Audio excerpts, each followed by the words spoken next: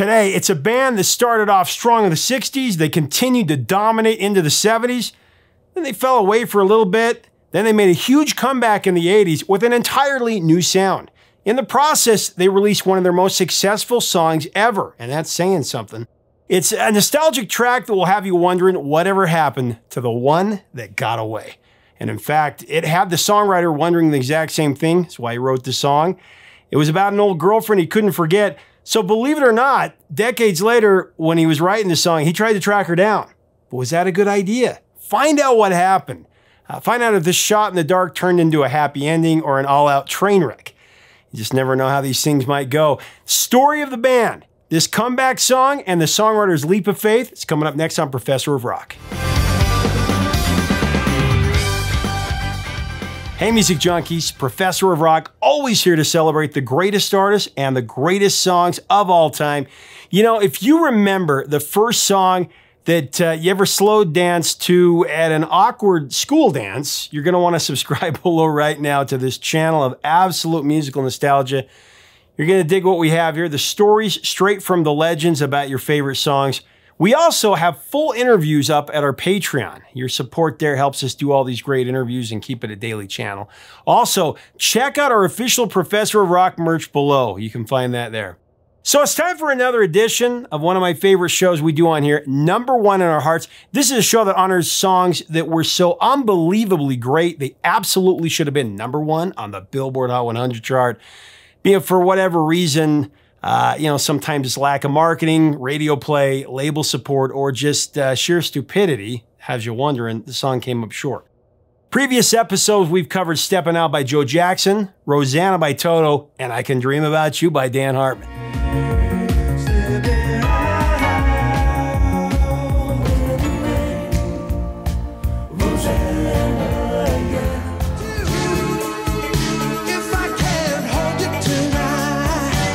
Today, we're coming back to that dream motif in a way, big way, as we dig into one of the best songs of 1986. It's an undeniable ditty, Your Wildest Dreams by the Moody Blues. For most part, the Moody Blues are best known for their lush psychedelic era music and their grandiose lyrics.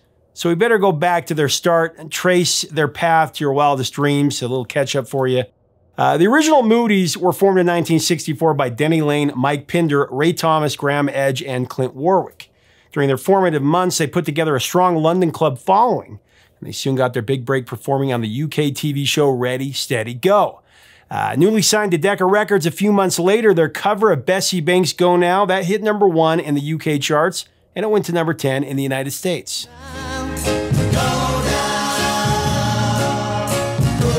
However, Warwick and Laine left the band in November of 1966. They were replaced by vocalist guitarist Justin Hayward and bassist John Lodge. They then signed to Darum Records, Decca's newly formed progressive outlet. This next phase began with the December 1967 release of Hayward's Nights in White Satin, classic song, which brought the band back to the UK Top 20. Nights in White Satin. Their 1968 landmark record, Days of Future Past, was a massive success. It went to number 3 in the US and Canada, although it only went to number 27 in the UK, surprisingly. Then their next 8 albums after that, from 1968 all the way to 1981, they all went to the top 10 in the UK, including 3 number 1s. 4 of those also went top 10 in America, with 2 taking the number 1 spot. In 1972, the Moody Blues re-released Nights in White Satin. This time it went to number 9 in the UK. It went to number 2 on the Billboard Hot 100 and number 1 on the US Cashbox chart, as well as in Canada.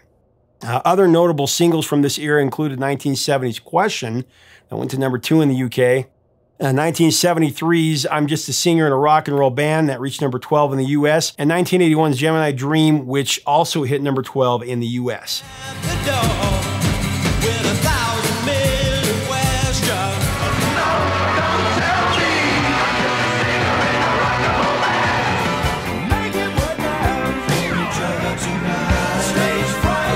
Honestly, we're just scratching the surface here. This band has an entire rich history that we just can't do justice to today.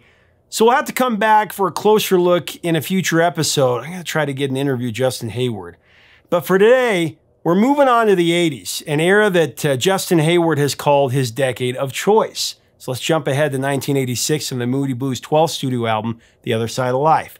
Close to 3 years separated 1983's The Present and The Other Side of Life. In that time, a lot about the musical landscape changed, especially as 80s production techniques began to kick into high gear. For the album, the Moody Blues teamed up with renowned producer Tony Visconti. He's already well known for his work with Mark Bolan, T-Rex, also David Bowie, later Morrissey.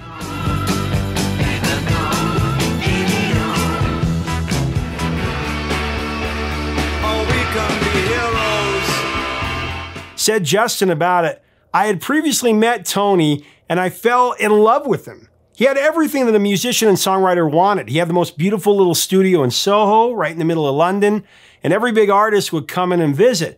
Tony is a magnetic character, and I decided I wanted to work with him. And there was no argument there. He had to do this record," end of quote. The main songwriters for the album here were Justin Hayward and John Lodge. Recording sessions took place in those same Soho studios.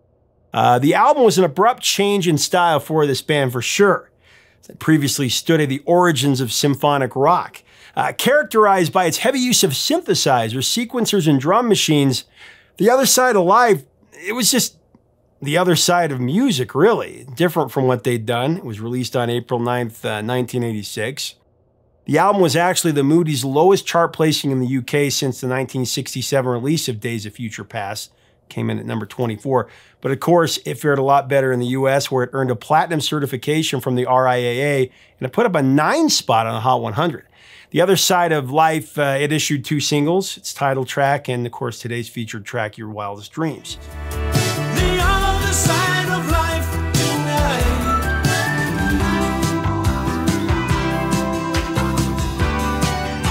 So even though the Moody Blues were scorned by a lot of critics in the 80s, it was still a happy time for the band. In no small part thanks to Your Wildest Dreams. Written by Justin Hayward, he said it was a song that he was particularly proud of. The synth-heavy production of Your Wildest Dreams came about in part from the recommendation of producer Tony Visconti. Said Hayward about it, "Most of Wildest Dreams, 90% of it, is Tony Visconti, my DX7, and a guitar synth. The piece at the beginning of Wildest Dreams, that sounds like a sort of theremin. That's a guitar synth."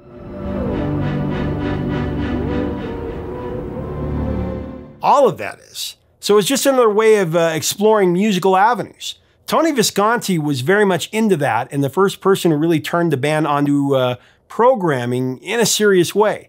He was very, very good at it, so I just enjoyed every moment of that. End of quote.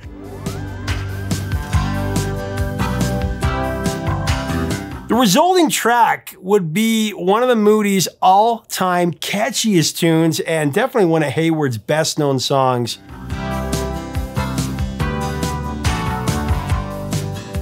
Just a joyful song. As we break it down further, I want to thank our sponsor, Zenni Eyewear. The glasses that I always wear on here, there's so many great benefits to Zenni, but most of all, the variety and the price. At Zenni, you can design your best pair. You choose the color, the shape, the style, and add amazing features. But the price, that's where it's at. Up to 80% off regular retail prices, meaning you can get 2 or 3 pairs for what you pay elsewhere. Click on the info button up here or our link below to get yours today.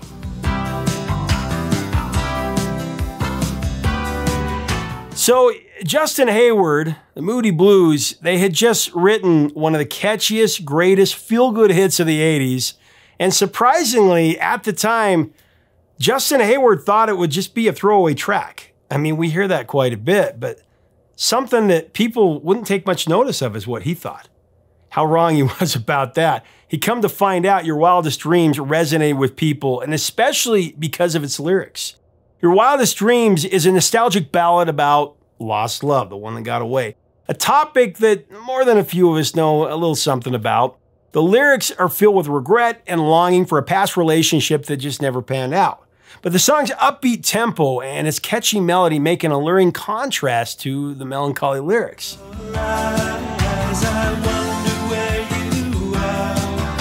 It creates a bittersweet tune that captures the feeling of missed opportunities.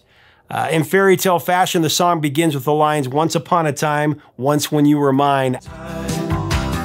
Once when you were mine. remember skies reflected in your eyes. Jukebox poetry for sure. The use of the word once occurs like 12 times throughout the song.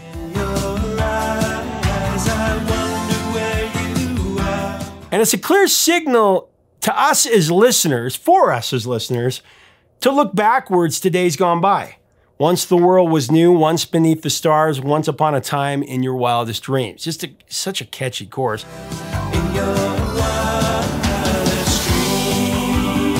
From the context of the lyrics, these two young lovers seemed to have it all.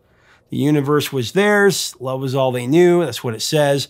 But that all changed when the music played, and you know, Justin Hayward heard a sound that he had to follow. In other words, he discovered his calling as a musician. From there, these two lovers, they started down different paths and they left each other. But now years later, Justin Hayward can't help but wonder about what it might have been. Does this girl still remember him? Does she ever think of him?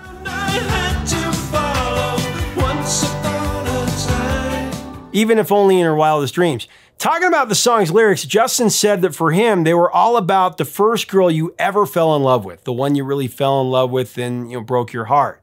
You always want to know, I wonder what happened. I wonder where they are. You know, you want to hop in that time machine. It's as simple as that, really. I got swept along with that.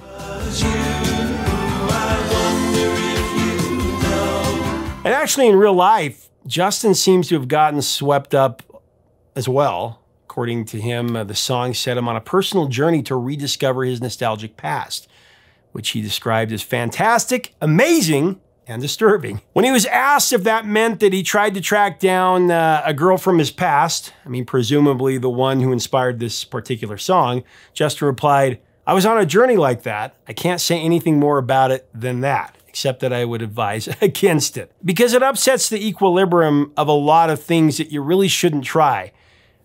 He would also go on to say, you know, there's another song I wrote called You Can Never Go Home. You can't really. It's like going back to those streets. You get all excited, get off the bus, and you walk down that street and you realize, oh, life is completely different. It's not fair on anybody to do that. End of quote.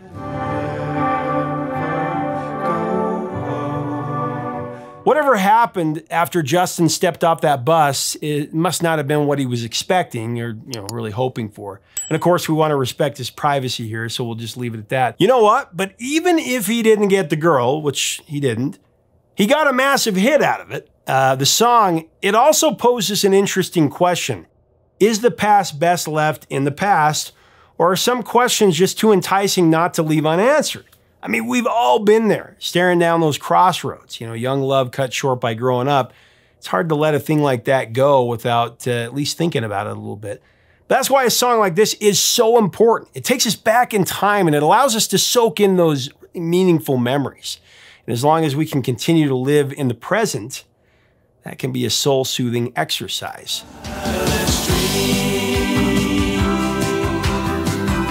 Most of the time, if we go try to relive it, it's just not the same, hence you can't go home again, as we said. So Your Wildest Dreams was the Moody Blues' biggest single in the US since their 1972 reissue of Nights in White Satin. It debuted on the Hot 100 on April 19, 1986, and it peaked at number 9. 3 months later, it did on July 12th. We spent a total of 21 weeks on the Billboard chart, making it the longest run for any Moody Blues single. Additionally, Your Wildest Dreams reached number 2 on the Mainstream Rock Tracks chart, and it claimed the top spot on the U.S. Adult Contemporary chart. Now, internationally, it also climbed to number 20 in Australia. Now, in terms of pop culture appearances, showings for Your Wildest Dreams, pretty sparse.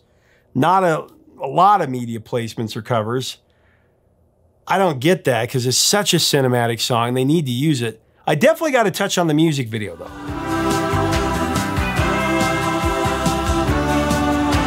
The video for Your Wildest Dreams, that was directed by Brian Grant, who was one of the most successful directors of the MTV era. He turned out videos for artists like Kenny Loggins, Olivia Newton-John, Queen. There was Duran Duran, Peter Gabriel, and Whitney Houston as well.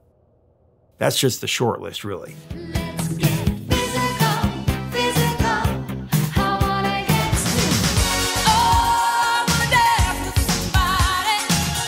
Looking back, Justin said, it was such an MTV video. Brian wanted us to do the video literally. He was like, it can't be you starring in the video. It's too personal and you're too old.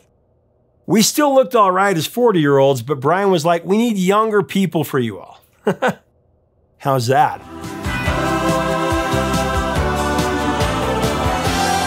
The music video depicts the on-again, off-again relationship between Hayward and an unnamed woman played by Janet Spencer Turner.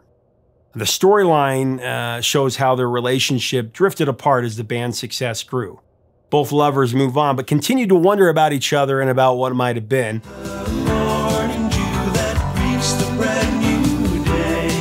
At the video's conclusion, though, Janet's character attends a Moody Blues concert and then makes her way to the front of the audience. But then, as she tries to meet him backstage, Justin Hayward is ushered away before the two can reconnect, making the video something of a cliffhanger.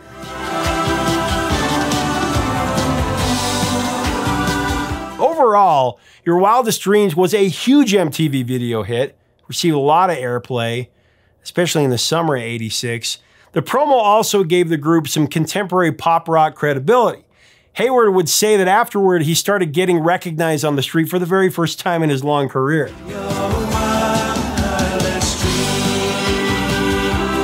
Picking up from where Your Wildest Dreams left off, Justin gave us the rest of the story. It was a sequel single called I Know You're Out There Somewhere.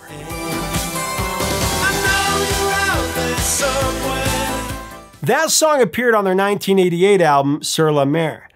Talking about the two songs, Justin said that they were both about at least one particular person. I wouldn't say it was all about one person, but at least one particular person. And he's kind of covering his tracks there. Once again, he reiterated his former advice to anyone who wants to go back, saying, you can never go home and it's best to leave the past as the past. But for I Know You're Out There Somewhere, Hayward went back home in at least one respect. He went back to his Yamaha DX7 synthesizer, and he used the same keyboard and bass sounds and kept the tempo of the song pretty much the same as well. This bridged the two songs with a similar musical feel. Very cool. The mist is lifting slowly. And lyrically, he actually continued the story of longing to find that elusive girl. This must have been some spectacular woman. Maybe the opening stanza says it all. I know you're out there somewhere, somewhere, somewhere. I know I'll find you somehow, and somehow I'll return again to you. And somehow I'll return again to you. Overall, the song is a lengthy and really poetic Moody Blues entry. I mean, too much to get into here, but I'll say that the music video, it definitely reaches a more satisfying conclusion The Wildest Dreams left us with. Janet Spencer Turner, she even returns in the same role in this one. And somehow I'll return again to you. You'll have to check it out. We'll link to it below. I Know You're Out There Somewhere. It didn't quite reach the same heights as Your Wildest Dreams, at least not in the Hot 100, where it came in at number 30. However, it did fare well on the mainstream rock chart, also the AC charts. It went to number 9 and number 2, respectively there. Internationally, it went to number 52 in the UK and number 37 in Australia. Today, I Know You're Out There Somewhere is the last Moody Blues song to chart on the Billboard Hot 100. It's gonna happen. No, it's gonna. I can feel it getting. Now, 2 more singles would make appearances on other US charts, No More Lies in '88 and Say It With Love in '91. But that was the end of the mainstream road for this band.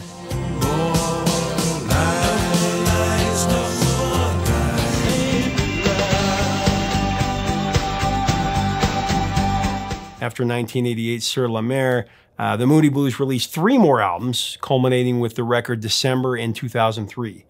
A handful of compilations would follow after that. But let's backpedal for just a minute to the summer of '86.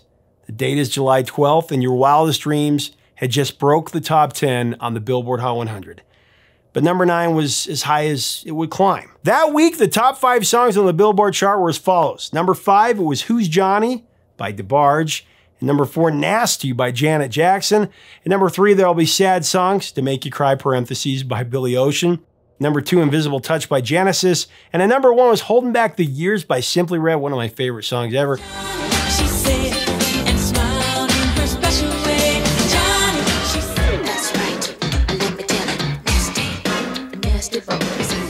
There'll be sad songs to make you cry. Falling for her, she seems to have invisible touch. Holding back the tears. This was a time of quick turnover for the #1 spot. A lot of great songs competing for our attention that time. Subsequently, Holding Back the Years would muster just 1 week at #1. After that, Invisible Touch would ascend to the top spot, only to be replaced a week later by Peter Gabriel, by Sledgehammer.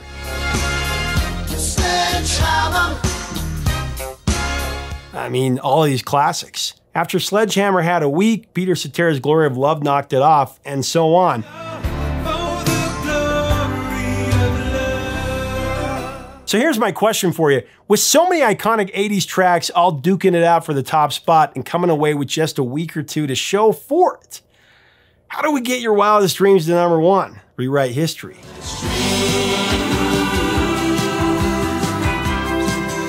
You know, with such a long and storied career, the Moody Blues, they definitely deserve it. But I can't Holding Back the Years either. So what do you think here? Can we do a tie for #1 that week? It's kind of a cop-out. Maybe co-#1 honors, Simply Red and Moody Blues, kind of works. It's a conundrum that we'd have in the 80s quite a bit. Too many great songs, too few chart positions. Yeah, I remember when this song came out, I thought the Moody Blues were a new band, which of course my dad corrected me on very fiercely. That's where I discovered the rest of their tremendous catalog. I think the Moody Blues, they really capture radio with this particular song. It wasn't as much of a comeback as it was a reminder of their greatness as song crafters, proving they could make it really in any decade, but especially in the feel-good 80s.